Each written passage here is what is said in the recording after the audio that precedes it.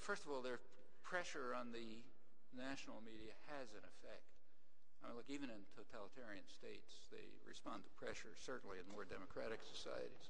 So there are pressures on the media have an effect. Furthermore, the media are in many ways more open and free than they were 40 years ago because they reflect the general raising of the level of civilization.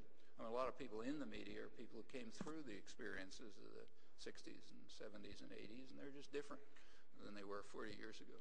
So you don't get the kind of, unquestioning loyalty. I mean, if an American president today tried to do what Kennedy did in 1962, there'd be an uproar in the media, not just in the public. And besides, there's now alternatives, like one of the earlier questioners mentioned, that the internet is a major alternative. New technology, which wasn't involved for that purpose, but it's there, is giving all sorts of options for alternative ways of communicating. For one thing, printing is just a lot cheaper than it ever was. Desktop publishing is now very feasible. You don't have to have a big printing establishment. The electronic communications there are all kinds of ways. And organizations that develop, they develop their own intercommunication and interaction and media, and that's the way things happen. So there's plenty of opportunities. I mean, the period when the press was most free was about the mid-19th century. I mean, at that time, just keeping to say England and the United States, the two cases that have been studied, I imagine it's the same elsewhere. In the mid-19th century, there was a very lively, popular press, very widely read by working people, by everyone. That much reached far beyond the commercial media at the time. It was very diverse. It represented, reflected public interests and public concerns, and it was very popular. In Britain, they tried to close it down by censorship of various kinds, but that didn't work. There were too many ways to avoid it, and it was finally understood that the way to eliminate it was by advertising, by reliance on advertising and by concentration of capital.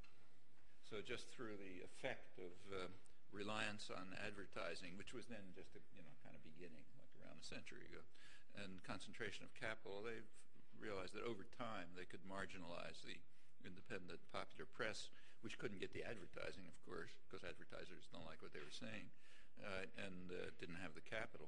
And it took a long time. So in England, it was actually up until about 40 years ago, still the case 40 years ago, that the main newspaper in England, the Daily Herald, was a kind of labor-oriented, social democratic newspaper, very popular. Everybody had outsold all the others. The Mirror, which was the main tabloid, was the same, kind of leftist paper, popular paper, but they kind of succumbed to advertising pressure and capital control. The United States happened a bit earlier, but it was the same process. Advertising is, it's part of a much bigger industry. Advertising is part of the public relations industry, which is a huge industry. And it developed very consciously around the First World War in the two most democratic countries, England and the United States. And there's a good reason for it. They were coming to as the countries were becoming more free, that just through popular struggle, and people were winning the franchise, and you couldn't shut them up anymore by force, it was understood that you're going to have to control people by controlling opinion and attitudes, because we can't rely on force anymore.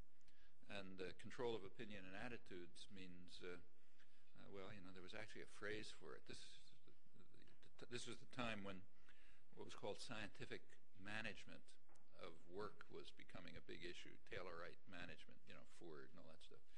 But it was also understood you want to not only control very closely the lives of people in their work time, but also you have to control them in their off-work time.